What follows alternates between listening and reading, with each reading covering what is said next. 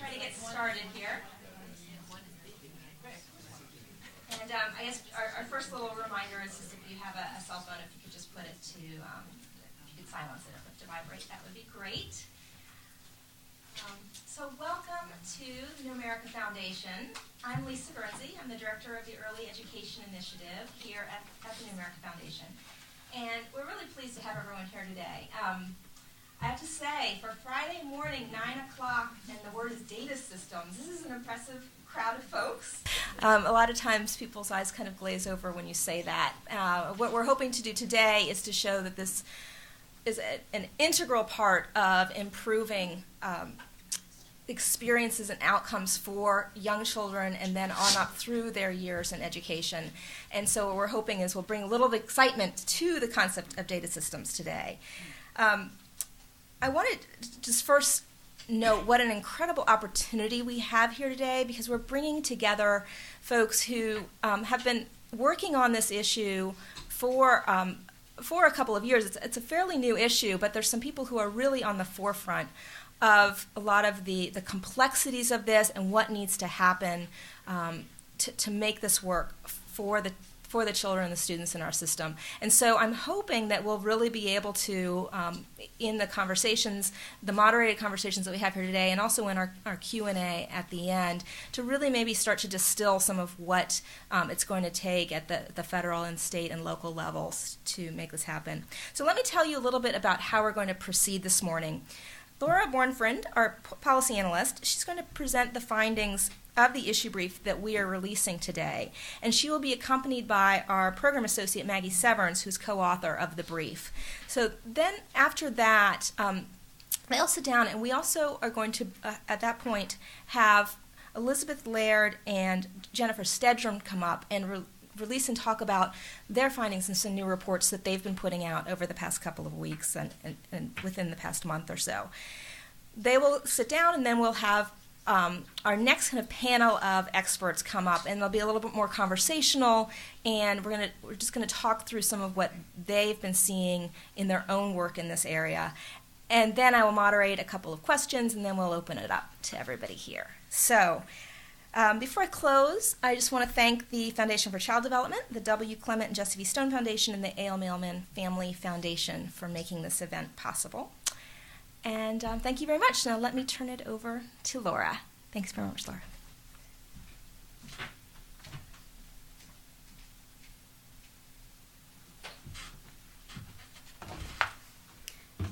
Thank you, Lisa.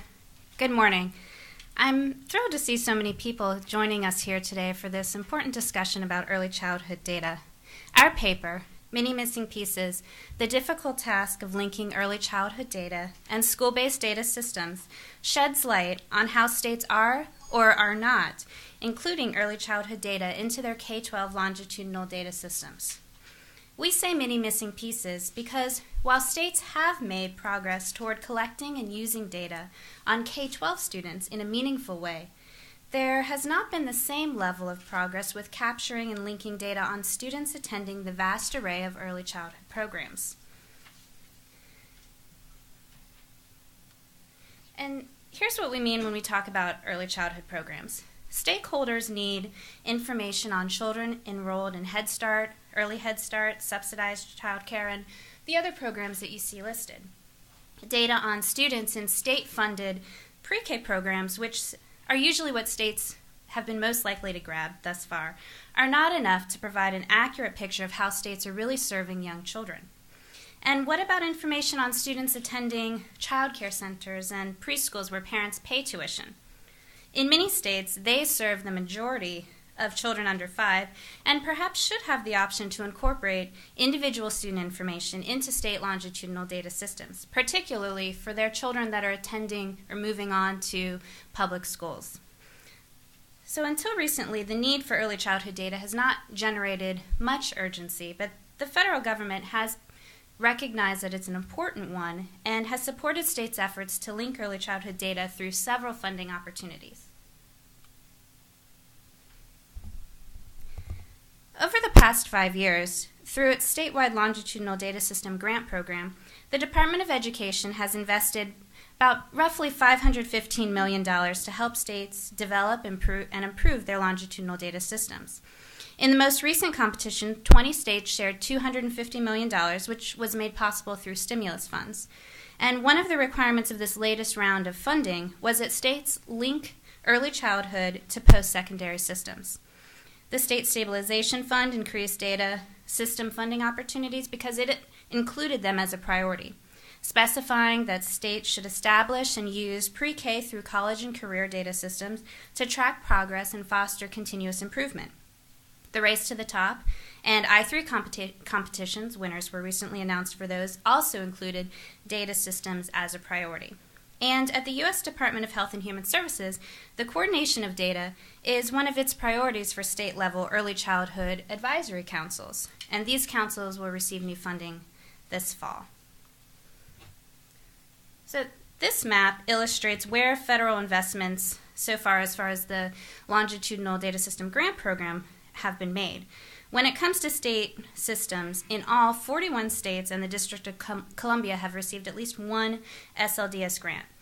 You can see that states such as Arkansas, Florida, Kansas, Michigan, Ohio, Oregon, Pennsylvania, and Wisconsin have received the most grants that have been available. That's 3. And you'll also notice that several shades in the lighter shade have received no grants.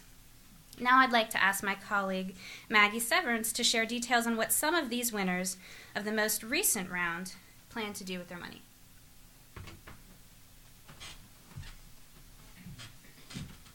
Thanks, Laura. So Laura and I did a close read of the most recent applications for the stimulus grants and then used the information in them to draw some conclusions on how far states have progressed in some key areas of early childhood data collection, and then which of these areas states are planning to focus on with help from the most recent round of grant money. So looking at this graph, you'll see there are full circles here. These are areas in which a state has completed that capability. There are semicircles. Those denote areas that are in progress. So states have already built part of that, and maybe they're planning to fill it with the most recent grant money, maybe not. And then there are empty circles. These are areas that are in the works. These capabilities are going to be planned or started with this most recent round of grant money. And then in addition to circles, you'll see a lot of noticeable blank spaces. And these are areas that weren't mentioned in the last grant application. So that may be because the state doesn't have any foreseeable plans to build on that area, but that's also not necessarily the case. So I'm going to talk for just a minute about the kind of stories and trends that we can pull out of a chart like this. First, you might look at it and say, whoa, this looks really sparse. There are a lot of empty circles here and a lot of blank spaces.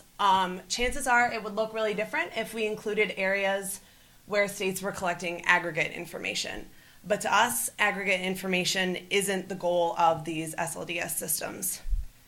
Now looking at some individual states, you'll see that some states who have made more progress are states that have received 3 of the grants that Laura was just talking about, such as Wisconsin, Pennsylvania, Kansas, and Florida.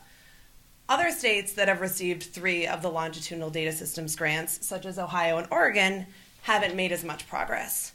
Then again, Ohio and Oregon, as you'll see, aren't states with large state-funded pre-K programs either, so that might offer some explanation. Another thing to notice is that some states ostensibly just aren't focusing much on early childhood as they build these data systems. Virginia, for example, is currently working toward only one of the 4 major areas of interest. So you're probably sensing that there's a lot in here, and we could make probably a whole presentation out of things that we learned going through these grant applications. But I'm just going to talk about one more trend, and that's what you see in Florida and Pennsylvania. These are states that you think of when you think about data collection, and they've both been awarded 3 of these grants, and unsurprisingly, they're the only states that are making headway in all 4 of the categories that we outlined as being important. So that's great. However, you'll also notice that Pennsylvania, though they collect a lot of great pre-K data, they haven't completely started tracking from pre-K to 12th grade using a unique student identifier. So they're collecting a lot of great data, and that data is stored in a different location than their K-12 data. So they have really yet to complete that key step in building a truly longitudinal system. And that's something that we learned a lot about as we were putting this together, that there's a lot of progress, a lot of great action happening, but when it comes to early childhood, the data systems that we're looking for are rarely complete at this point. So I'm going to hand it back over to Laura, who will take you through some of our recommendations. Thank you, Maggie. And you can find this chart and more details on what states plan to do in our brief. When we first read the state's proposals, we got the sense that there's a lot of work happening around early childhood data.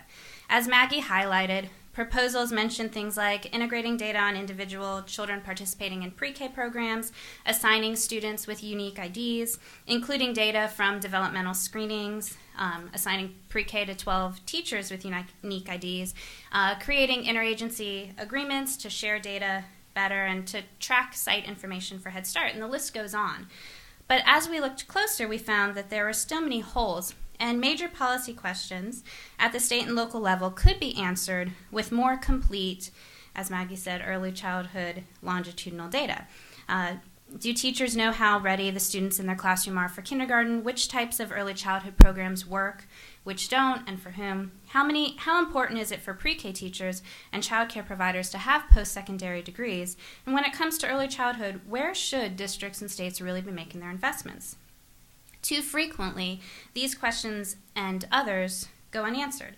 And finding the answers is definitely not an impossible task, but it will require states to make the right linkages, gather longitudinal data on children in more than just state-funded pre-K programs, and make the information accessible to the appropriate stakeholders with the appropriate level of access.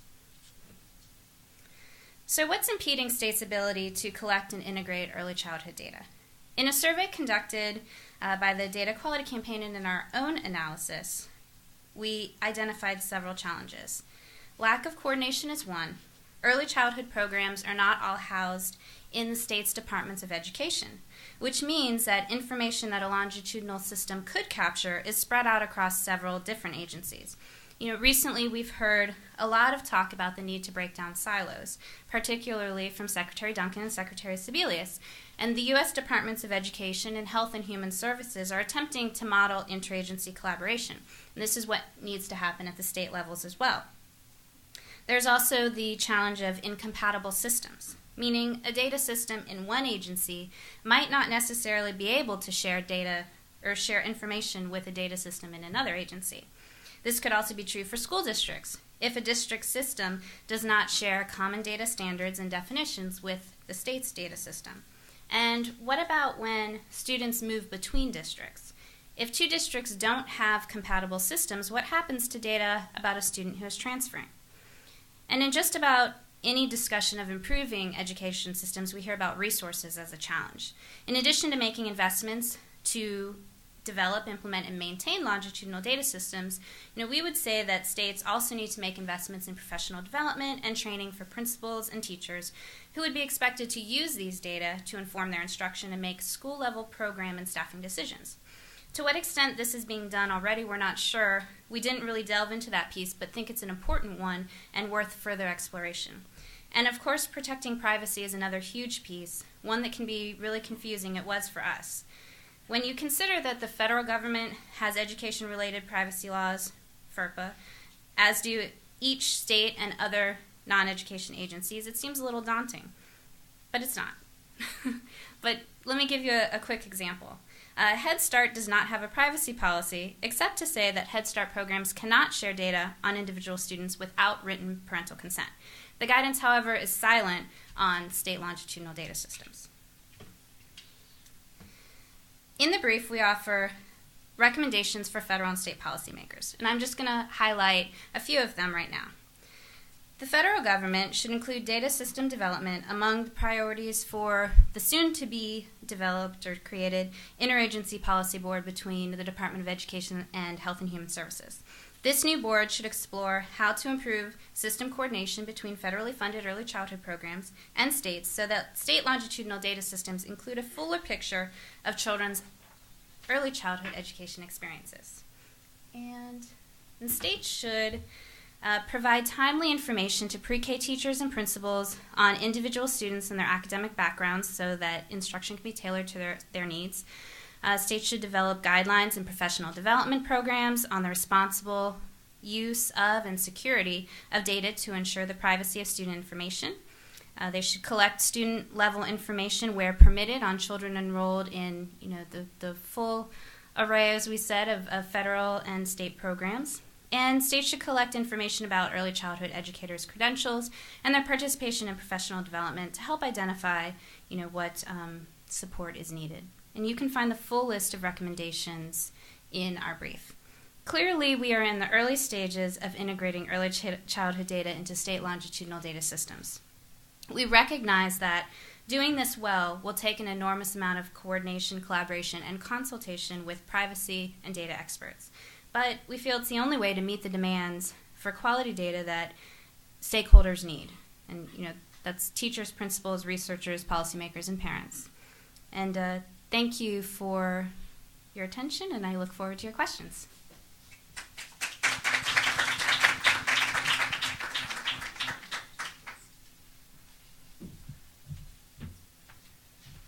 Thank you very much, Laura and Maggie. I'm really thrilled with the work that they've been doing on this. It can be daunting for those who are just diving into how all the internet interconnections can be made, but as we're going to hear from our next panelists, there are ways to make this work. And so I'm very pleased to... Oh, good, it's changed up here for me. I'm very pleased to introduce our two next panelists, and maybe as I'm speaking here, if you guys could come up and bring your name cards. We are going to hear today from Elizabeth Laird, who is at Data Quality Campaign, which has been doing a lot of work in this area across the educational spectrum, as well as Jennifer Stedron, who has been with the National Council of State Legislatures and is authored a report that we're going to hear about today that goes directly to this issue of early childhood data and how it should be linked. And I also want to note that Elizabeth's also been very involved in writing some of the other reports that we had out. I don't know how many are still available, but she's really been diving in on what various states have been doing as well. And in our conversations later with our second panel, you may hear about some of the things that have come out in her work that way. So really, I'm pleased to welcome both of you, and thank you for joining us this morning. Good morning. Thank you, Lisa.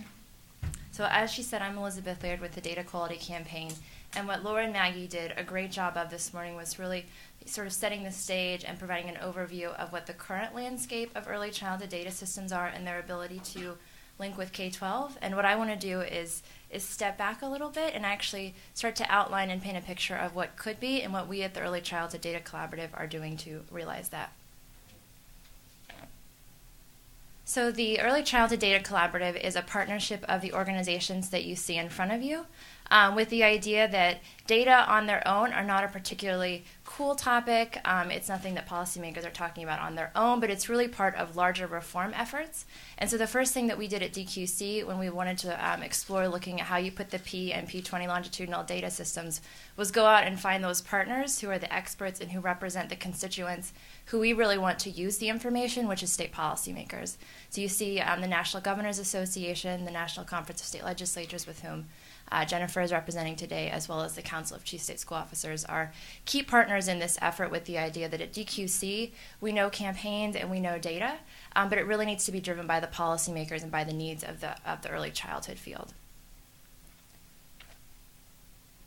So in terms of the goals of the ECDC, what I hope comes across with these slides, and I'm not going to read our goals in detail, but number one is who our audience is, which is policymakers. For far too long, data have been issues that have been very technical in nature. They've been about how do you technically link data systems, but not really about how you use them for continuous improvement. And that's really what the Early Childhood Data Collaborative is about. It's about supporting state policymakers to use data for better decisions. And we're going to provide tools and resources, as well as provide that national forum, which, again, that partnership is key. And, again, that's why we're thrilled to have worked with the New America Foundation with the idea that if we have one collective voice on some of these issues, it's much stronger in terms of how we work with states than if there are separate data initiatives with respect to early childhood data. So our theory of action with the collaborative has been, you don't start with the data systems, you don't start with the technical aspects, you start with what is it that you want a data system to answer? What are the questions that are confronting policymakers? And from there you then articulate, okay, so what does a data system need to look like to be able to answer those questions? And so what we did at the collaborative, which really came together over a year ago, was to spend our first literally 8 months meeting with different stakeholders, listening to anybody who would talk to us about what are those key questions that are confronting policymakers, and really winnow that list down to a list of representative questions that you see in front of you. To really drive the conversation about, well, if you want to know about, our students or our children on track to succeed in kindergarten, well, guess what? You don't know that if you don't have high-quality data that can then link with K-12. So what you see in front of you, again, are key policy questions that we spent a long time refining. And again, these aren't meant to say that every state has to answer these exact questions, but it is to say that questions really need to drive the work of data systems and not the other way around. So what we found is essentially that policymakers are really interested in answering 3 types of questions. They want to know about the kids. They want to know about their outcomes and their success. Are they on track to succeed? Do they continue to succeed? And then how does that trace back to their experiences in the early years? They want to know about the quality of the programs. Is the quality of programs improving over time? And they want to know about the early care and education workforce. So how prepared are they to succeed? And what are those factors and inputs that really lead to the success of the adults that are dealing with these young children? So as I think it was Laura went through how the New America Foundation has defined early care and education data systems. One of the challenges with building P20 data systems is P is really in the eye of the beholder. And so we have a slightly different definition that we've used in our work in terms of how we define early care and education data. And it was really not meant to constrain or to hamper states' efforts if they choose to include more information, but it was really about what is the foundation and really the core programs that states need to include in the early care and education data systems. And so you can see how we have defined that there. So based on those critical policy questions that again, we spent a lot of time refining and ensuring that they were right, we have articulated what we think the key fundamentals of coordinated early care and education data systems are. And you can see it very much mirrors the structure of those policy questions. So we want to know about kids, we want to know about program sites, and we want to know about the workforce. And then it's all held together by a governance system and really key transparent privacy and security policies. So I'm getting flashed the 1-minute sign, so I'm going to hurry up. The white paper and the brochure are outside, so I encourage you to read more about what these fundamentals are. But essentially the first 4 are about the information on kids, so having a unique identifier, which is going to be key to answering just really fundamental questions like, how many kids does our state serve? You can't answer that without that identifier that's going to go across those programs that has been so clearly articulated today, are administered separately, they're not coordinated, and without that identifier, you're not going to be able to answer that. And again, the other fundamental I'll point out is 4, which is the ability to link with K-12, which is what the focus of today's event is, as well as the ability to link horizontally with other key data systems. So quickly, we are planning on doing a survey of these fundamentals with the idea that you articulate the policy questions, and that's the hook. You then articulate what it is that the data system looks like, and then you are able to track progress towards states' implementation and ability to collect and build in those functionalities with their data system. So the goals of this survey, again quickly, are to provide transparency on this issue, but also to really help states in their planning efforts. Again, these programs are administered separately, and sometimes states don't even know where they are with respect to their data systems. And so we're trying to implement a survey that both serves to move the issue forward nationally, but also as a resource to individual states as they plan their efforts to build these systems. So at DQC, as some of you are likely aware, we've done a survey of K-12 longitudinal data systems for 5 years now.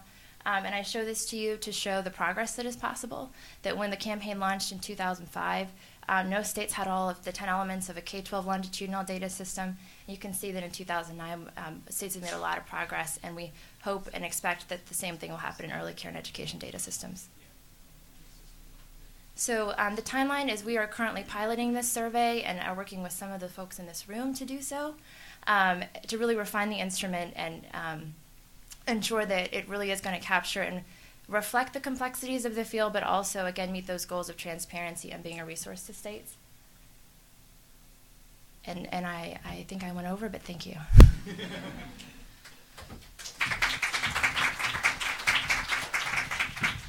Hi.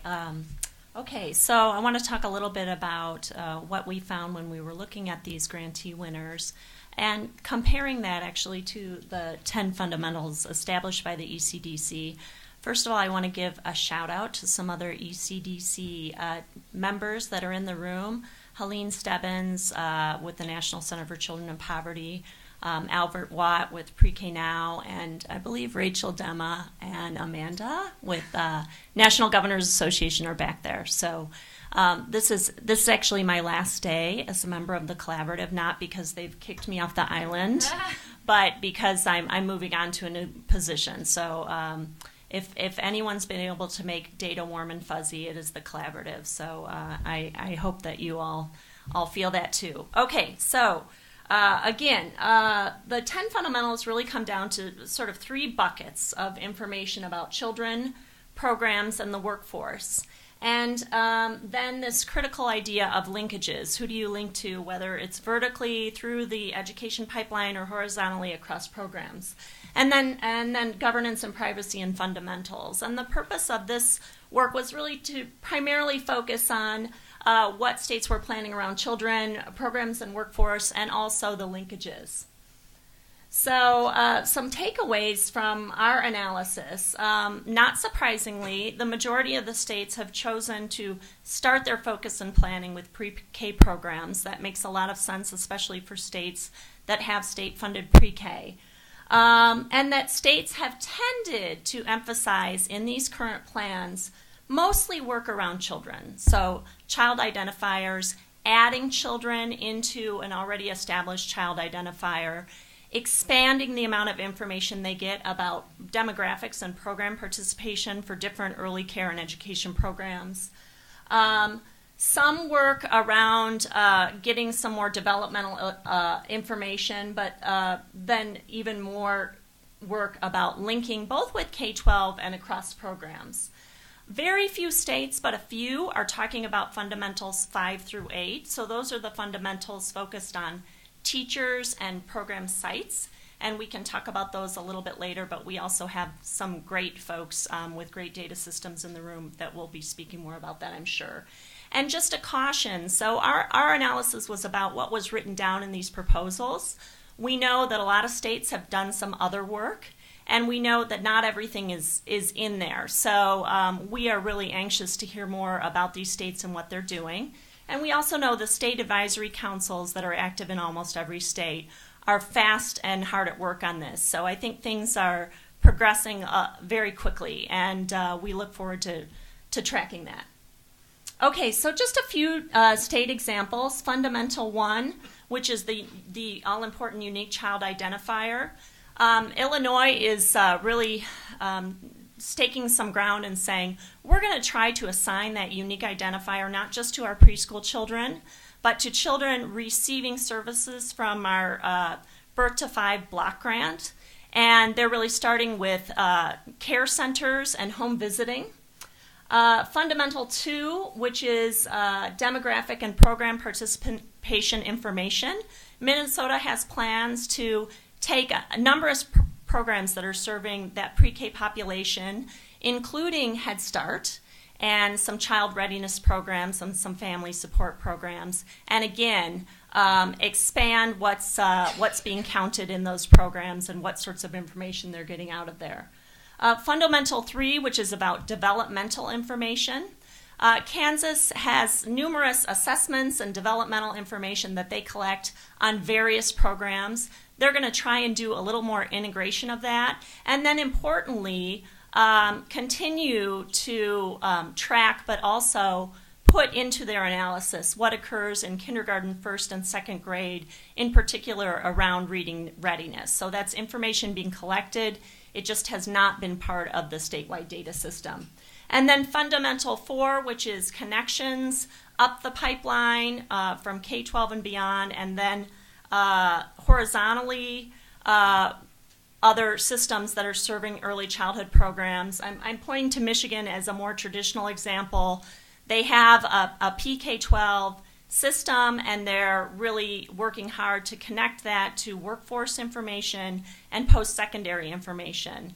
And that's all centered around the goal of we want to double the number of students going into post-secondary, and we need to see where in that pipeline we're getting leakages and getting things dropped off. But there are numerous other states, including Colorado, that have acknowledged we have early childhood programs in Colorado in 5 state agencies, and we're really looking to explore how much of this information we can link and how we can do it.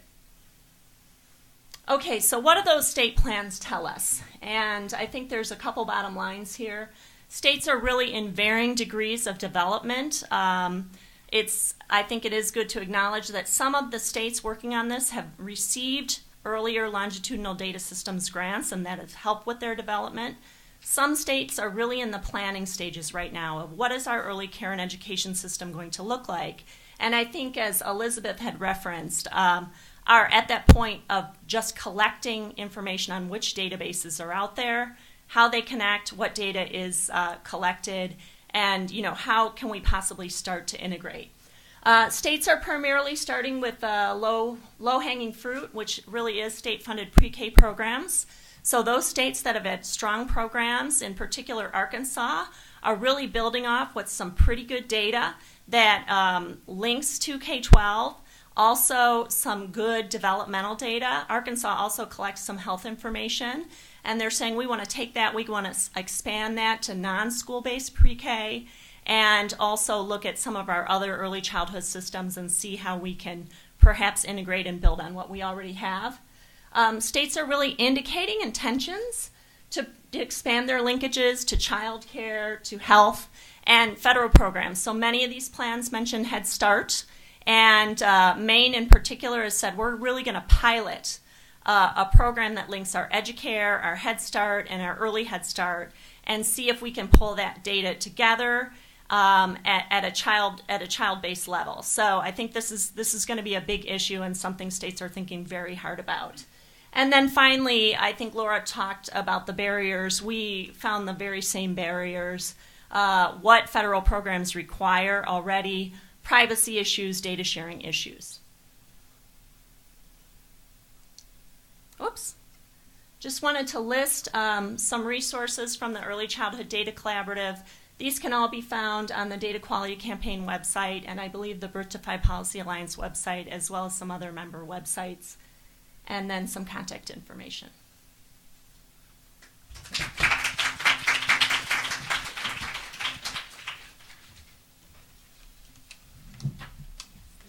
Thank you very much. We're going to do a little panel switch here and bring up our next set of speakers. But I just want to say a big thanks to Elizabeth and to Jennifer for that presentation, and also for working with and helping us here at New America figure out where the resources are and where some of the questions are that we need to be continuing to ask. So as we get started here, I want to go ahead and have Danielle and Rolf and Harriet come on up. And as you're coming up, and bring if you could, guys, first bring your name cards with you if you have them. I will introduce you, and we will kind of get started with the second portion of our event today. It's exciting to have these three folks here with us because of the wealth of knowledge that they have on this issue, and I want to make sure that we can spend some time really trying to kind of distill what the lessons are that they've learned and what this can mean on the federal and the state level, how this can really start making some change happen. So first, just let me introduce all three of you, and then what I'm going to do is open up with a question to each of you, and you can kind of take it in turn. But with us today we have Rolf Grafwallner, who is the Assistant State Superintendent in the state of Maryland, and I'm sure that Rolf will tell us a lot more about this, but kindergarten readiness assessments, which for those of you who may not know, are really a way to determine in hopefully a very developmentally appropriate way how children are doing on various skills, whether it's reading or even how their social emotional skills are developing, to determine whether they are in good shape to really hit the ground running in kindergarten and feel really good in those classrooms. So I'm sure he'll be talking a little bit more about that. And we also have with us today Harriet Dichter, who just in the past, what has it been, Harriet, just 2 weeks or so, has a new position as the National Director of the First 5 Years Fund, which encourages greater federal investment in early childhood education. But as many of you in the room, I'm sure, know, Harriet has been working incredibly hard in the state of Pennsylvania on many of these issues, and was the founding Deputy Secretary of the Office of Child Development and Early Learning, which is an example of some of the ways you can kind of cross and combine what used to be kind of separate departments between health and human services in some states and in departments of education. And then we also have Danielle Ewan, who is the Director of Child Care and Early Education at CLASP, the Center for Law and Social Policy, here in Washington, D.C. And Danielle is just has an amazing base of knowledge on so many of these different pieces, and I think can help us to shed some light on where more connections perhaps need to be made, and what some of the obstacles still may be out there. So what I wanted to do to get us started is just ask, and maybe we could start with you, Rolf, and then go to Harriet, and then end with Danielle. I'd like to, certainly give you as much time as you'd like to talk, although we're going to try to keep them fairly tight. We're going to keep everyone to, less than 7 minutes to open up here. But if you could start by telling us what has been a key obstacle to connecting early childhood data to what we consider kind of more school-based data systems, and based on what you've been learning in your own work, how to kind of get around that obstacle. Let me actually mention one other thing before I let you answer that, and that is we've heard Head Start mentioned several times here this morning, and I think that would be something that would be really helpful for us all to start kind of digging in a little bit more on, as to how to ensure that Head Start is included in these discussions. There are a lot of changes at Head Start in the coming years, and those, as we know, are really most at-risk children, and so it's very key to have them as part of these systems to understand how we can really improve their lives and their school success. So, Rolf.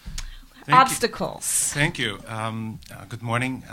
Pleasure to be here, and thanks for the invitation to discuss this. This is a very emerging issue, not just for us at the state, but in the conversations that I've had over the last few years with some of the other states, and there's really something happening here that we haven't had just about 5 years ago. So a very good way to start a discussion here at a national level. In Maryland, we've had a number of things that were actually helpful in overcoming certain obstacles that other states have. I believe that a data system that looks at pre-K to 12 and beyond is really a function of the number of school systems you have or districts you have in your state. In Maryland, we have only 24. If you were to look at Pennsylvania, they have 502 or so. 500. I'm sorry, 500. Only 500. So you consolidated two of them, and so that's definitely would be a huge. But even with 24 systems, we have 24 local school districts that have a varying degree of data collection within their system for their pre-K or for their early childhood programs with disabilities. So it's really a function of how well defined or designed the local school system data systems are that would then connect with the state. So that's one area that we found as a bit of an obstacle. In other words, are we getting clean data from local school systems? Do we get duplicative data and that sort of thing? The other obstacle really has to do with the infrastructure in early childhood, obviously. And that's mostly, from our perspective, a privacy issue. We are now delving into working with Head Start. And, of course, if you wanted to have Head Start enrollment information, it does require, based on federal guidelines, regulations, although we're looking into that, parental permission. So that is a huge hurdle for many Head Start grantees to get that permission, having to explain what the data is being used for, and then, relating that information to the state. And what's going to happen is that we're going to get patches of information, not consistent information from Head Start. And so I think at the federal level that needs to be discussed in order to resolve that with Head Start. Where we've made, I'm still with obstacles, okay. In childcare we have a similar issue, and that has to do with the need for getting at the question that was asked earlier. Where are the children and what kind of services do they receive? We may have children that are in Head Start half day and in a child care center the rest of the day. We have, at this point, no way in how we can determine, unduplicated counts, if you will, like that term, on where the children are in any given time. And then, of course, there are withdrawals of children from certain programs. They're being re-enrolled in others. And so this is a piece that we really tried to get a handle on, because it does drive policy for our child care subsidy program and pre-K. Let me just give you an example. We're working with a federal grant from HHS, it's OPRE grant, to look at the relationship of child care subsidy and the quality of care that children receive and the outcomes for our, what we call kindergarten assessment. And so we found out that many of our child care subsidy children are also in pre-kindergarten. And we also found out that in pre-kindergarten we have a considerable higher rate on absences than in other, the mandated programs, K to 12. So we're trying to find out whether there is a relationship between those two data fields, if you will, and trying to figure out, of course, probably parents have the child half day in a pre-kindergarten program, then they get their voucher, take that voucher to a child care center, and then they have a full complement for the day and for the year. But where did the absences figure in?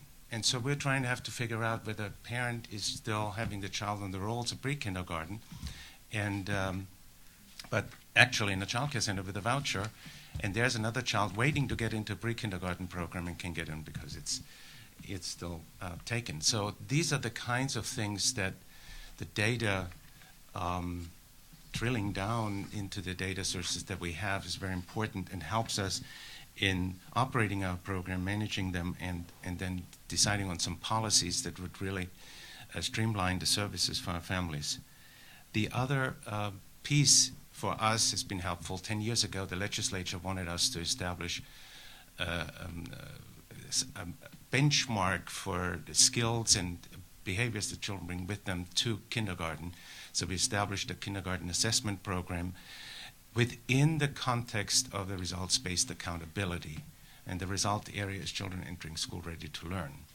So the purpose of using the data was defined by program improvement and by making sure that the programs serving young children are aligned with those outcomes, and therefore establishing this continuum from early childhood into K to 12. And so we can use that data set, which we've done. There's a report out on the table. You can read up on that. And now we're really moving into the direction of working with histories of children in early childhood, especially with children with disabilities. In fact, the first grant that we received as a state under this state longitudinal data system project, federal project, was a special ed grant. Mm-hmm. And we started out getting the longitudinal data set with a unique student identifier that was established in 2007 in Maryland, and with special ed population. And we have now with Johns Hopkins University Center for Technology and Education a wonderful way to get into the histories of children with disabilities before they come to school. And that's something that teachers can work with and administrators can work with.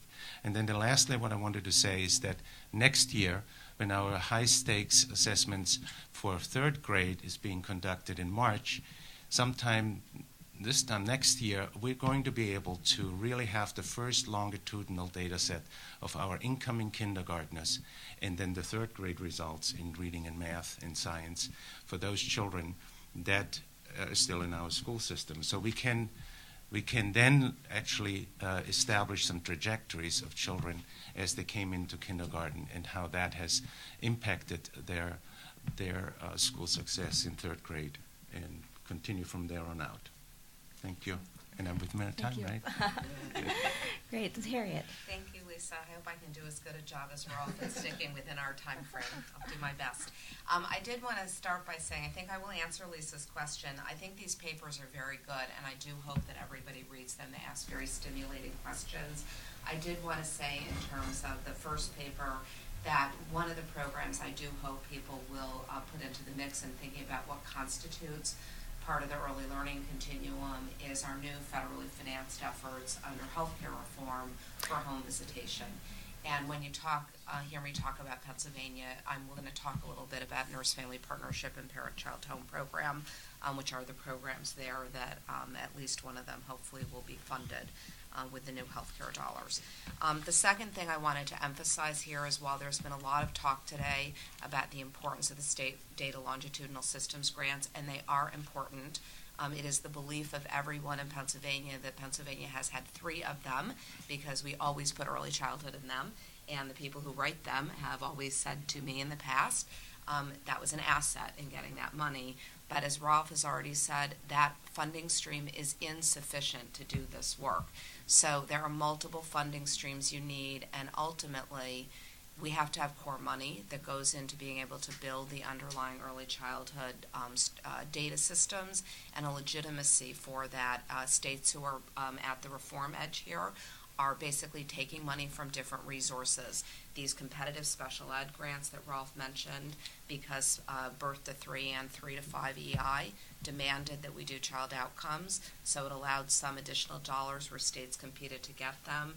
The basic ed money that we're seeing, dollars basically that people are using off other streams. So states actually have to be very creative in doing the work, which makes it harder, which is to say a huge challenge is we have not actually managed yet to legitimate why it is we need underlying data systems, and I just want to make sure people know and understand we need them for one core purpose. We need them to make sure we are improving the quality of the services that we are rendering to young children so that we have a focus on making sure we're doing a very good job by the children.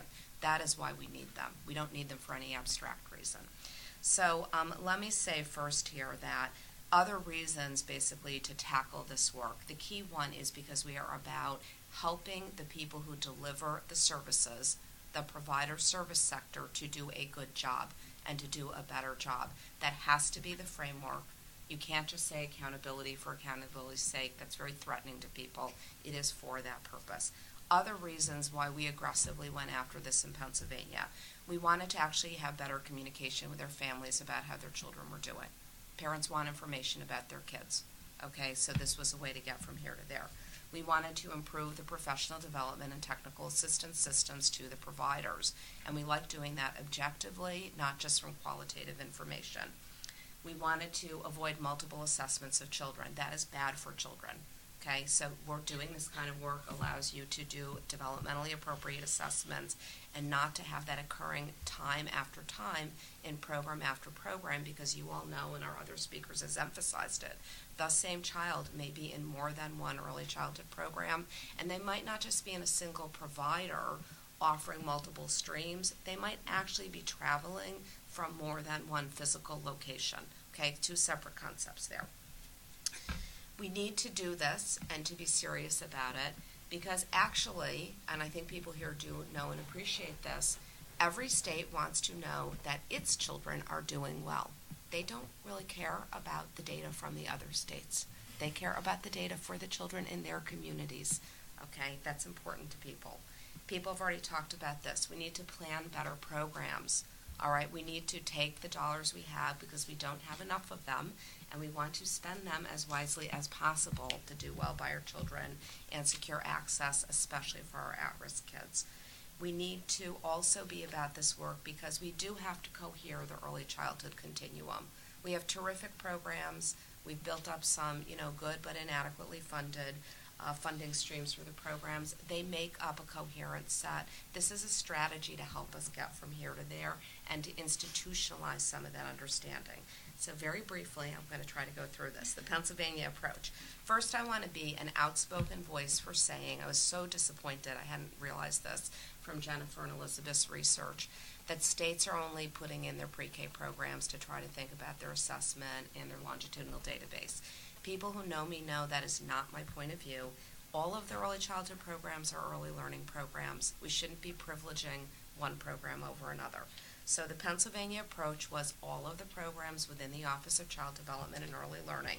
That means state pre-K, state-funded Head Start, early intervention, both birth to 3 and 3 to 5, child care. Now, Pennsylvania has a very robust QRIS, okay, so it's a very good handle for filtering the programs in, starting with the higher star levels. And as I'd mentioned previously, the office is responsible because of the early frame for the home visiting programs in Pennsylvania that happens to be currently Nurse Family Partnership and Parent-Child Home Program. All programs together basically go in. What data, basically? Child-level data, a single developmentally appropriate assessment, program-level data, this is all in the papers that you saw, these buckets. Teacher data, which actually that was the one thing where the Department of Ed had already built a really good database, so we're able to use the Department of Ed database. What was the early childhood reform contribution? Because I said last time I noticed, it's not just teachers who influence things for children, it's all the adults in the classroom. So the aides went into the database. Now, what was cool about that? CDAs, things like all that nature, they all got filtered right into the Department of Ed database. So that's the information. Unique identifiers for children. Yes, it's complicated, but it's not impossible. Flipping between the welfare unique identifiers and the secure IDs in Ed. Okay, no one had the perfect system giving those children unique IDs at birth. Would have been better. Program level identifiers. We built, it happens in Pennsylvania, off the Pennsylvania Welfare Department database, the Master Provider Index, because it was there, it was a convenience thing. Teachers, as I said, we use the Department of Ed, they've gotten ahead of it. So you got to kind of see what's there and try to figure out where you fit things in. So the last things that I want to say is, in addition to having good ideas, you have to remember this is hard work for people. First, the people like me trying to figure out how to do this. I'm not a data person, okay? So, it's challenging. Everyone has to be supported in the endeavor. So, Pennsylvania provided a lot of support to everyone. The foundations, believe it or not, stepped up to the plate. They were like, oh my God, you're going to get us in the middle of data. And we were like, yes, it's important. It's about quality improvement and our mission. So, everyone had to play together. That meant loads of support for providers, how to talk to parents about data, okay? How to train people to do this work, how to enter the electronic age. And just so people are clear, this impacted districts too. Rolf alluded to this. They're not necessarily good at data input, all right? So everybody in it together. And then, so those things are important. Now, the last thing I want to say, and then I'll end, is how's it going? First, part of the reason to include all the programs is to show everyone really early how well the programs are doing. So Pennsylvania now has published this spring, for the first time, child-level assessment data that we're able to look at, not just in pre-K, but also for state-funded Head Start and for high levels of STARS. And it is fantastic, okay? It is fantastic data in terms of the amount of progress the children are making. So what a good moment for everyone in the community to have to say, we did this, we are able to show people we are doing a great job. So people like having information, and in addition, the programs were early users of whatever could come back to them. For what purpose? To improve quality in their program. We had an objective third-party evaluation. I'll just say for Rolf, because we've talked about this quite a bit, he did the same thing in Maryland. They had exactly the same perspective. You put information out there, people start using it immediately for the very purposes we said it was there, to help them do a better job with the children that they are serving, whatever their role in the system is. And as you can see, and the questions point to, this stuff goes to different levels of the system. So the last thing that I just really want to say here is to give you a sense of how you can get from here to there on acceptance. I read an ad in the Philadelphia Inquirer for a preschool director during the summer, and I want to share with people that one aspect of that ad was that they were advertising for a director, and one of the things that a requirement was that the director be familiar with what in Pennsylvania is called Pelican and the Early Learning Network. It had become there are only like 10 words in the whole job description. Okay, so what a moment to really say, this is part of the system, this is where we need to head in terms of ownership, basically where it matters, close to the ground for the kids. People really saying we can get ourselves from here to there. So I think that's a kind of nice kind of moment sort of to show you that you can have this very abstract stuff here. It does really matter in terms of where people get themselves to in their local communities in terms of improving the mission and realizing the mission. Okay, great. Thank you.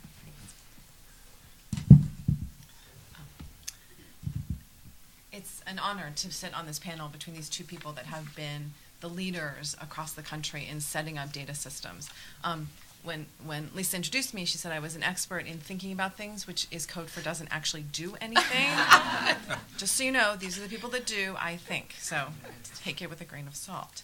I'm here to sort of give a perspective a little bit outside of individual states. This is what can be done. We've heard some analysis of what some state grants have done. I'm going to give you some thoughts about what we really need to think about if down the line we're going to have systems of care that are responsive to the needs of children and families, that are responsive to the needs of programs, providers, teachers, principals, superintendents, and policymakers at the state level. That's a lot of people who are really thinking about data and need data. And I think if you keep in mind all those people as I'm talking, you will sort of get a sense of how big this problem is.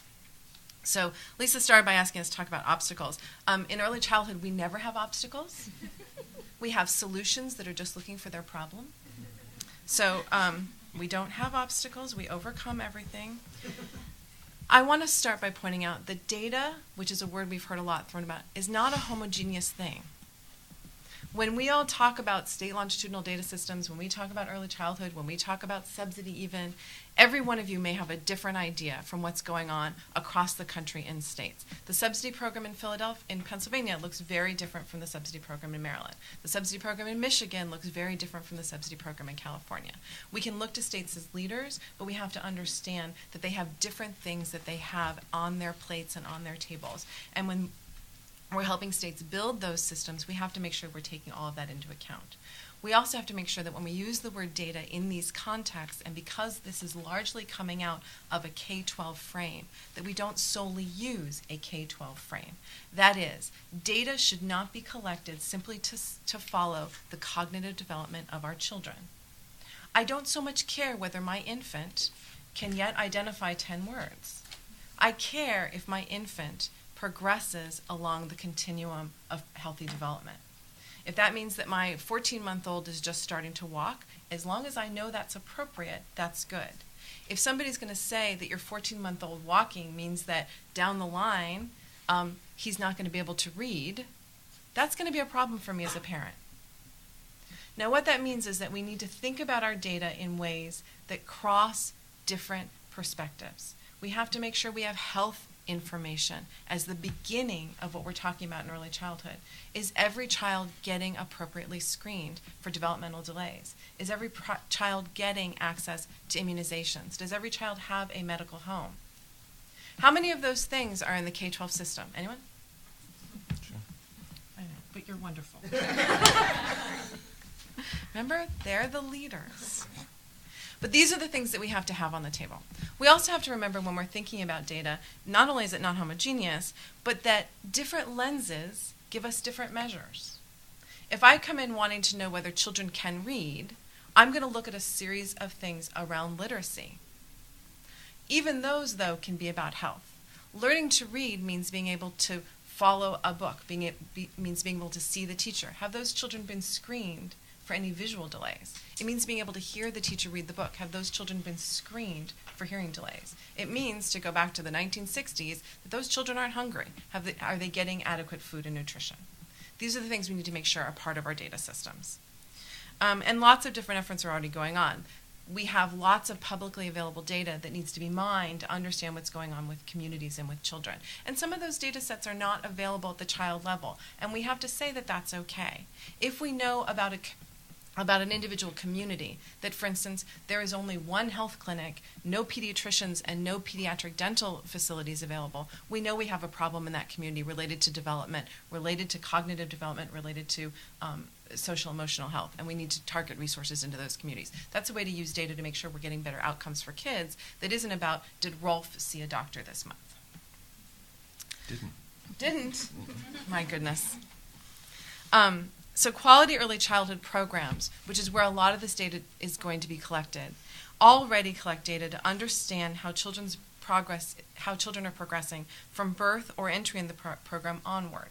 We have to help programs understand what their responsibility is, what kind of data helps them collect that information, and then how to read it. It's not against some common identification of achievement, it's against the individual child's progress towards healthy development. You've heard this over and over in these presentations. There is an enormous cost for states in setting up these systems, but it's not just a cost at the state level. It's a cost at the level of each person that's involved with the system. Do providers have the training, the resources, and the systems they need to track individual children? Do those at the community level have access to publicly available data to know what's going on with children's health and development and how children are getting into programs? Are we tracking vacancies in childcare programs to know where we need to address resources so that we can get more spaces open? Things like that. So this calls for a need to coordinate what we're doing, to have a long-term plan, and to understand that we're going to do this incrementally in order to do it right, and then we may need to focus on individual pieces or individual communities as we move forward.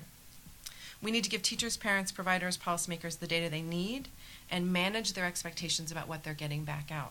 So if I say to a provider, we're going to track this child from birth through kindergarten, and that's going to mean you're going to know everything about whether they're ready to learn their multiplication tables, I'm not sure that's an appropriate use of data, and we need to make sure people understand that. We have to get over our preconceived notions about what different early childhood programs do and are capable of sharing with us. Head Start has been part of data sharing. They have community information that is a different way of thinking about what's available, but should be part of planning, and we need to think about that. We need to understand the child care subsidy system. If it's Michigan and 70% of our subsidized children are in family friend and neighbor care settings, that's a different situation from a Georgia where the majority of children are in a center-based system. And what does that mean for the kind of data we can collect and how we use that data over time? We need to know what services are provided. What is the role of Child Find in terms of early intervention? I'm going to stop. I saw ya. We need to think about issues and data, not just about privacy, but about the needs and fears of individual families and communities. For instance, we have many, many children in this country that are living in mixed status immigrant families. We need to think about how we ask for data for unique identifiers, for social security numbers, and how the very questions we ask around unique identifiers may be serving as a barrier to entry for individual families. We need to think about both the language in which we ask those questions, is it English, is it the language of the culture, and how those questions are framed. Are they off-putting? If you don't give me this number, you can't come, or this is something we're doing to make sure we can help you and your family. We have to really think about those. Finally, we have to remember that this work is building on the work of many, many years. We had a school readiness indicators project many years ago, 16 states participated, where we laid out the basic pieces of a system of care for children. Ready schools, ready communities, ready families, ready states. We have to make sure we don't lose that work, that we don't lose those important frames, and that we don't put enormous burdens on children and families to be the end-all and be-all of data sources for all these different people that I put in your heads at the beginning. So I'll stop there. Well, thank you very much, all three of you. We're going to go to questions and answers in a moment here, but I want to first maybe throw out one or two more of my own, and to help couch this in terms of, what is best for young children. As many of you know, here at the New America Foundation, we've been advocating for really thinking birth through age 8, often sometimes couched in the pre-K third approach and that kind of language. But let me just back up for a second, because I want to maybe connect some of what we're talking about here when it just comes to kind of data and what we need to why this could help a young child. And then maybe I'll ask each of you to perhaps give one example of where you've seen this kind of work make that difference. So if we have say a 3-year-old who maybe is given some sort of screening and is going through a program and then moves next year, mom or dad find that they can get maybe a subsidy to put them in a different child care center that year. The folks at that child care center have really no concept of what that 3-year-old went through. Now that he's 4, they're doing maybe some of the same things with them. They're finding perhaps a developmental delay. Maybe they're even making some sort of record of that. Then that child is next year in kindergarten, but that kindergarten teacher has never talked with the teachers and caregivers who are working with that child when he was 4, let alone when 3, and parents have never been part of these conversations because there's never been anything that they've been able to look at, and so you have kindergarten teachers that are kind of starting blankly yet again, principals who haven't connected in any way to those child care centers or preschools, and then of course it goes on up, first and second and third grade, and this is why.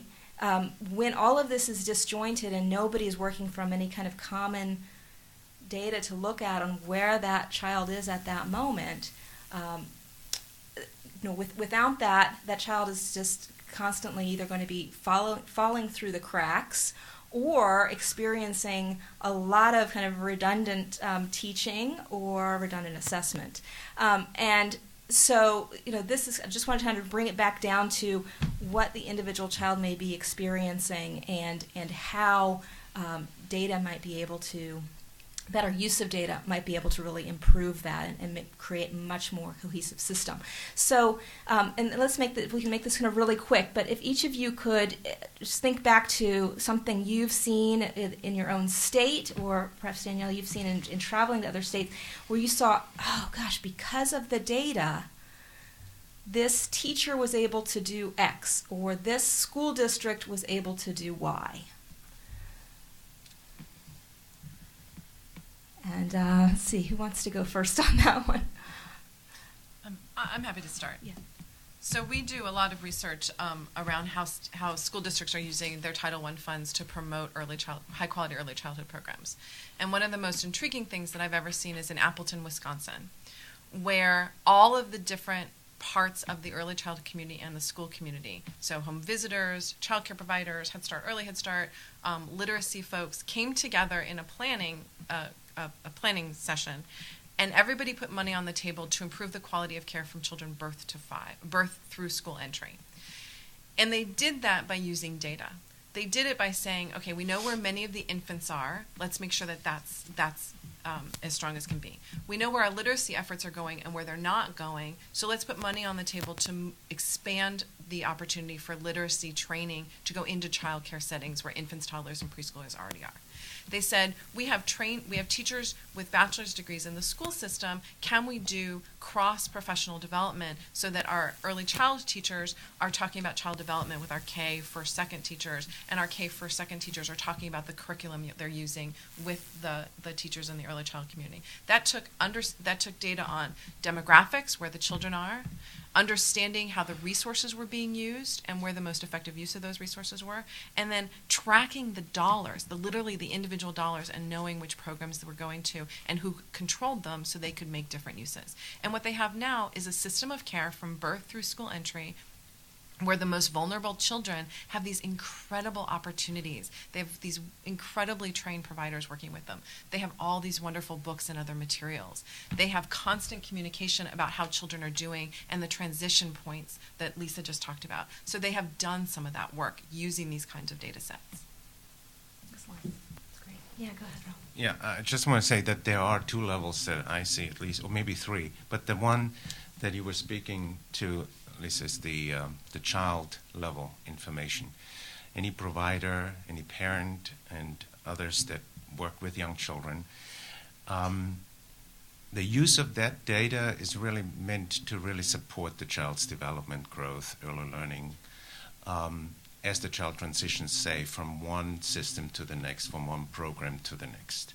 That I see as the most appropriate, if you will, the most effective and the most productive way in working in your system. So if you're talking about a data infrastructure, to me, having it at that level is a very crucial component, so that those that work with young children have the ability, now with the technology, either online or through some other means, to get information on children's growth, get the articulation from a program that a child had attended before, through communication with the previous caregiver or director, and others, to really work with this child and provide the support, especially for those vulnerable populations. And that is an area that involves the coordination not of everybody concerned within the early childhood education system. The infrastructure, although, depends on the ability and capacity of these programs to access that. And we are moving in that direction with online capabilities, so that any teacher in the system would have access to information and how to support children, how to differentiate early learning, and provide the support beyond just the classroom or the program with other agencies.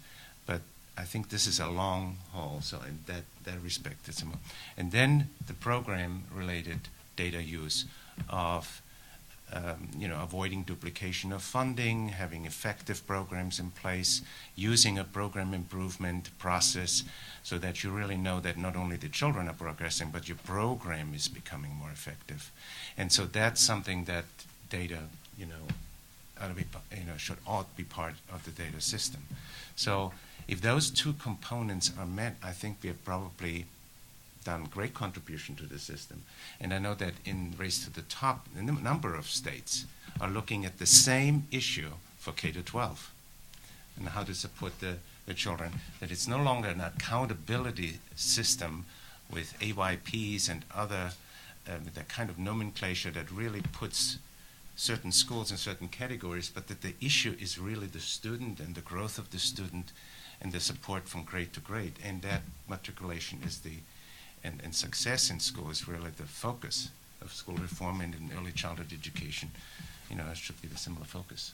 So I have to second that. Obviously, the reason to do this is to really build everyone's capacity for excellence in terms of meeting the needs of the child. And the only other thing I wanted to add on this example around making sure that we can have appropriate sharing about how kids are doing with people working in different programs, or as children are moving from one year of a program to another, is that it is inadequate only to have a data system to substitute as your only method of communication. And so, of course, I just want to remind people of this. Yes, the data is important. You don't want, for lots of reasons, but it happens in the context of good communication. I wanted to share a different anecdote, and it's not totally responsive, Lisa, but I think it's interesting in terms of this issue that framed today, which is longitudinal data, trying to build the link, birth to 5, and then K-12.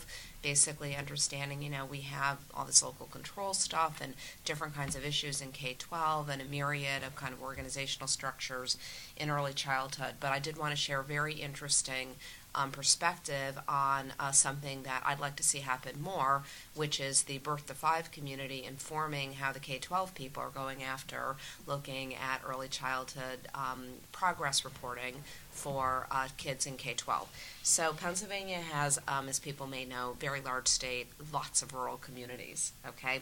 So in one particular rural community, this community happened to be the community of the Senate Republican majority leader. The school district had been very involved in working together with all the early childhood programs to basically create, with its state-funded pre-K money, an early childhood pre-K approach that squarely placed the community-based early childhood providers as the lead agencies. So little community, the district was like, there's no way we are going to be pre-K. We are going to make sure that everyone's together integrating the child care, the Head Start, and the pre-K into the existing early childhood community. And as you heard me talk about, we put a big push on doing developmentally appropriate assessments into the program, really saying we have to do this. It's really important in terms of the feedback mechanisms and in terms of the political context as well. So small community, people loved it. It went very, very well. The district made a decision that it would do the right thing and incorporate developmentally appropriate child assessment into its K-1-2 programs. So totally great. All right, how did they do that? They used all the community-based early childhood professionals who had been through the supportive process I described to learn how to be masters of, doing the assessments and doing the data entry and interpreting the data and using it to inform their own practice and policy as the trainers for the people in K-12. So, what a great story here with people being able to stand up. Basically, this is a conservative community and really say we're going to take the leadership for how it is we're going to try to make sure we are getting those supports so we do have good readers by third grade, knowing, as Danielle made a point of saying at the start, yes, how it is they are doing in their approaches to learning and their social and personal relationships, it matters in terms of their cognitive achievement. So I offer that up as a kind of a surround sound issue where to was the that data. again? You said that district? It was in... Oh, it's in Tioga County. Okay, great. Well, thank Not you that for anyone here example. knows where Tioga County is Somewhere other in- than me. somewhere in It's the- north central rural Pennsylvania. You can't get any cell phone access there. That would be horrible. Maybe that's why they were able to get this done. Well, good relationships. all Good about relationships, and people also kind of are setting back. Like, what's the eye on the prize here? Like, what are we trying to get done here for the kids? Excellent. Well, let's see. I'd love to open it up. I'm sure there's many of you out there who have questions. We have about 10 minutes to take some questions. I'd like you, if you can, gonna just come try right to just go straight to your question. But please do identify yourself and then go straight to your question, and we'll make sure we have enough time for everyone. Oh, and I'm sorry. Yeah, and please, we'd like to have Elizabeth and Jennifer and Maggie and Laura come up. And I'll answer questions as well. And Emily has the microphone, so if you can just raise your hand, she will come to you. If there's anyone here who would like to take the first shot. I'm seeing no one with a question. Aha, okay, here's one at the front. Well, this is maybe following up on the Tioga County example, but from the perspective of a child care center, I'm associated with one in Virginia, and so a lot of the talk has been, establishing statewide programs, comprehensive. What about going the other way up? From, we've been trying to get longitudinal data on our kids for a long time. Any recommendations or any suggestions on what we can do to try to, sort of drive through the public school system and get, sort of the third grade data back to us? Any examples of where that succeeded? You want to take that one? Yeah, well, really in our state, this is a very, very good question, a good point. Usually it's done within the context of an evaluation, and so the programs that have been involved. We do report back on our specific programs with these Judy Centers. That's a Title I school that has a partnership with all the early childhood partners, birth to 5. And that information is reported back. So when we're looking at children that have received those services and then look at their third grade results, those partners get that information, and it's part of their steering committee work and planning process. But I think this is very important that some of that gets reported back in such a way so that the early childhood partner is included and involved in the debate about school improvement efforts, because that data obviously is used for that purpose within the school. So there are ways in how you can probably shoehorn yourself or others into that process, but I think it ought to be more open and bring in community leaders to have the discussion as to how early childhood can really provide that support. We're trying to do a P to grade 5 initiative from birth to grade 5 to see that be in low performing schools so that you can start with early childhood in these systems, facilitate the dialogue with the administration of the schools and the teachers to really start, as early as possible in supporting that. But this is an excellent point and needs to be really considered. Yeah. I was going to say, what you just did, of course, was make the case for why it is we need to have a more coherent approach to this across all the states. And to really sort of say this is a value sort of emanating from our federal perspective to get this to happen, basically so that you don't have someone raising their hand, which is great, and saying, I'm an early childhood provider, I actually want this information for myself, for my kids, and I need this to actually do an appropriate job in terms of that connection, birth to 5 and K-12. Having said that, in my own experience, I want to echo what Rolf said. If you are working in a jurisdiction where people don't have this idea down yet and don't understand this frame as of yet, probably the easiest and best way that you would get yourself in line to be able to get this data for your children would be to find at one of your research universities an evaluation partner, okay, and often and I'll talk to you a little bit about how I've kind of approached this issue, who will probably be able to form an adequate business relationship with your state partners. I think you have right Department of Social Services in Virginia and the ed people in order to secure the kinds of data that you would need. I make a point of saying, look, people run way better programs than people realize in early childhood, so everyone ought to have a research agenda, and that research agenda ought to include making yourselves available to the research community. They ought to be our friends. We ought to be offering the programs up to them, basically, to make sure that they're helping us to build the case and make the case.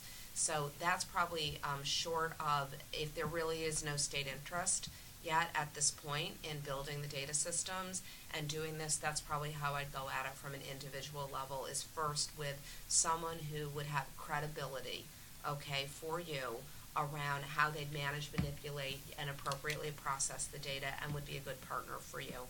And you might be able to get that into a larger effort and into the kinds of systems building things that we're talking about, absent building the better direction coming back to everyone in the states from the feds. I'll just quickly add, which is the P20 perspective, which is that this conversation is very much happening on the K-12 to post-secondary side, and those post-secondary institutions are giving the data back to schools to see how their graduates eventually do, or if they need remediation, if they go on to succeed and persist and graduate college. And I think a lot of it has been around the focus on college and career readiness and having that data flow back to individual schools. But I think the point that I would just add on to what Rolf and what Harriet said is what you've also done is really articulate the need for these state systems, and this is a very appropriate role for the state to play in providing that data back to individual providers. And I think some of the differences that I've seen is I think there needs to build that demand among providers for that information, have that collective voice, which is what has been a huge catalyst in terms of the K-12 to post-secondary feedback reports. Excellent. Yeah, so keep demanding. That's good. Is there another question? Let's see. Emily, I think the woman in the back there. Yes. I'm with the American Federation of Teachers, and we're doing a lot of work with our Transitioning to Kindergarten toolkit. And I have two questions. One is about family providers. I imagine that's been a big challenge for you to find them and find out what is going on in terms of assessing their kids. And then secondly, it sounds like we're at an early stage of professional development in terms of training our providers and teachers and aides in actually using data. And have you worked with any unions yet in reaching the providers and doing that PD? Because I think we'd love to get our hands around it. Very, very good questions. The family care one, I'm glad you raised that because it's one of those things that thinking back to what falls under that umbrella, and on the slide that Maggie and Laura had up. Yes, home visitation wasn't on that slide, although it is in the report. Family care wasn't on that slide. In some ways, it just goes to show how many different kind of pieces there are that you can't even fit them all on one slide, and the need for the data to show which ones are effective and where to really kind of put our emphasis. But let's turn it over. If you guys have some things to say on the family care side, and then on the professional development piece, which I feel like that's even, yet the next frontier. I'm really glad you raised that question around how the users of the data are going to be trained and how it can inform their practice. And I just want to start by saying that good systems do take into account all the different kind of providers, and that family child care should be on the table to start with. And both these states have done and continue to do that in really interesting ways. But that goes back to issues of the early childhood field about defining who's in the system, what's a licensed provider, what's a regulated provider, what's a legally operating but unlicensed provider, family friend and neighbor caregiver, and really knowing what the condition of children and providers is in your state before you set out to count what's going on with kids. And so it's not just can you find them. A good state already knows where those folks are and where the children are. And so that's really the framing of the question is something that we have to think about before we start, as you said, assessing children, and I would say understanding what's going on with children. We have to know where they are and what's going on with them. So, I mean, you've done lots with this. Yeah, we've done with family child care quite a bit, and they actually really bought into the national accreditation program through the National Association of Family Child Care. Those kinds of things are very helpful. I'm going to talk to you after the meeting because I need to know more about that kit. This sounds intriguing, and maybe we can do something. Yes. Baltimore City AFT is represented there. I would love to. Yes, please. Yeah, I'll just add in here that yes, it's possible to include family child care. They're a part of the early childhood continuum. They're in a second phase for Pennsylvania coming in to doing the child assessment because, of course, which you were so gracious not to speak to, it's one thing to remind your centers that we are in another century and we have to have basic technology and find a way. It's a different challenge, of course, in the family child care community. And so planning ahead and trying to be good partners around dealing with some of the underlying technology issues is important so that you don't give people a way to fail and you try to give them a way to succeed. Having said that, I think the other issue that you just raised around the issue of preparing our staff, right, in all of our programs to do well in terms of dealing with data systems and approach to assessments. It is both about continuing professional development and around how states structure that, right, and what they put into the core of continuing professional development, making sure the supports are out there. It is also in terms of the connection that you're speaking about now with K-12, making sure as people have opportunities, which states do have on a regular basis, because I've been through this, to rethink the underlying requirements in our teaching certification programs and in our elementary, right, in the degree programs that certify people to get teaching credentials, that we have actually built in the appropriate requirements, basically, or competencies that people will need so that we don't end up having to reintroduce each time someone enters the field. Oh, we do care about this. We need to make sure we get you on board. So that does lead, and hopefully your toolkit can go there, to strategies like how do you buddy up with higher ed?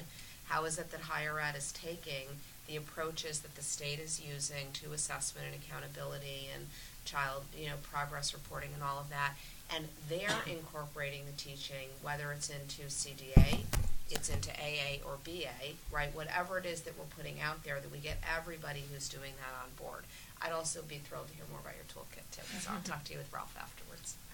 We are very close to the end here. I did see one hand up here. Let's just, if you could be just real quick with your question, and then we'll have a very quick response. I just want to have a chance to get everybody's questions in. So yes, go ahead.